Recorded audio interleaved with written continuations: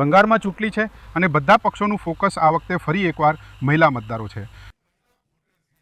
અમે હાલમાં નોર્થ બંગાળ ભાજપનું ઘર પણ માનવામાં આવે છે અને એટલા માટે જ મમતા બેનર્જી અહીંથી પોતાના ચૂંટણી પ્રચારની શરૂઆત કરશે અને મહિલા મતદારો જે છે આ વખતે સૌથી વધુ ફોકસમાં છે. તૃણમૂલ કોંગ્રેસે અત્યારથી જ પોતાના મેનિફેસ્ટોમાં કહ્યું છે કે જે લક્ષ્મી ભંડાર છે તે સ્કીમમાં હવે મહિલાઓના પૈસા વધારવામાં આવશે. અમે અહીં ઉદલાબારી ટી ગાર્ડનમાં છીએ જે સિલિગુડીથી લગભગ 50 કિલોમીટર દૂર છે. અમારી સાથે ઘણી બધી મહિલાઓ છે. એ જણાવો કે તમને લોકોને આ પૈસા મળે છે કે નથી મળતા? મળે છે. ક્યારથી મળે છે? અત્યારે તો હું કહી શકતી નથી કે ક્યારથી મળે છે. હશે કદાચ 3-4 વર્ષ પહેલાંથી. તો તે પૈસાથી કાંઈ ફાયદો થાય છે કે નથી થતો? થાય છે કંઈક.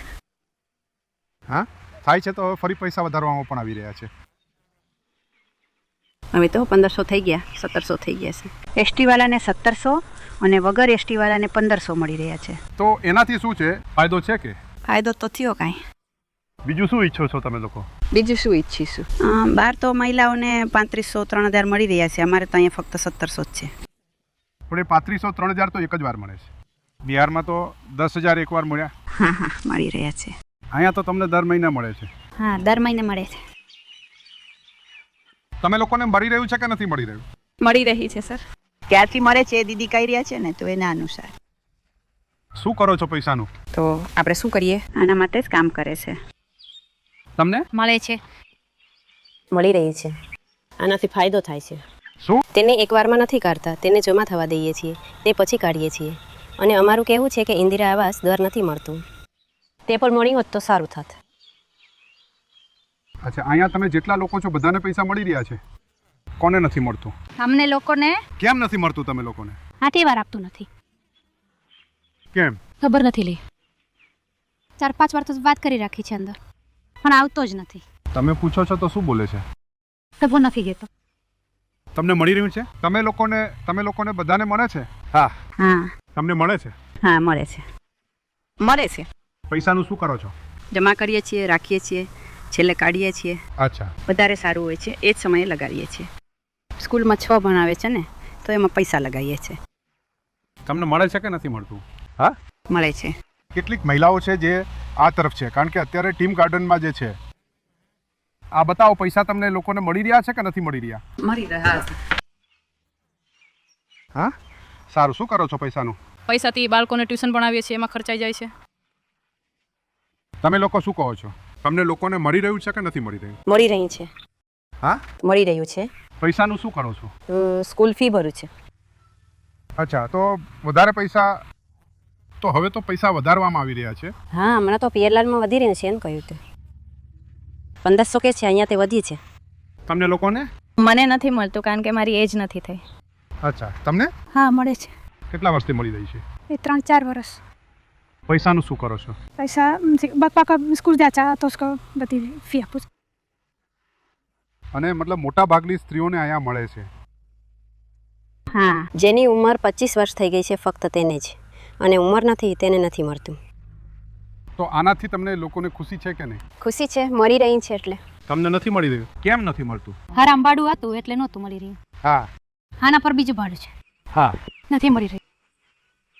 મળવાથી બધા બાળકોના સ્કૂલમાં કામ આવતું હતું. અત્યારે તો નથી મળી રહ્યું. ફક્ત બગીચાના કામથી એકલી કમાણીમાં નથી થતું. સારું. એ જણાવો કે તમને લોકોને બીજી શું સમસ્યા છે? અમારે ઘરની પણ સમસ્યા છે, ઘર પણ નથી મળતું. મારા સસરાના નામે ઘર આવ્યું હતું, તે નથી મળ્યું, કપાઈ ગયું. હા, ઇન્દિરા આવાસ. અમારું કાંઈ પણ નથી. બાગાનનું ઘર મળે છે. ઇન્દિરા ઘર જ જોઈએ. અમે લોકો તો બાગાનના ઘરમાં છીએ ને, તો ઇન્દિરા ઘર જ આપવાથી દીદીને વધુ સારું થશે. અમને લોકોને બાગાનનું ઘર મળી છે. રાશન પાણી પણ નથી મળી રહ્યું. 5 કિલો અનાજ તો મળતું હશે ને? નથી મળી રહી સર. કેમ? ખબર નથી. અલગ કરવાથી પણ નથી થઈ રહ્યું, કાપીને અલગ પણ નથી થઈ રહ્યું. જે બનાવી રહ્યા છે તેમનાથી પણ નથી બની રહ્યું. કેટલી વાર પરિવાર આપ્યો પણ ત્યાં પરિવારમાં એક પરિવાર રહે છે તો તેને અલગ નથી કરતો.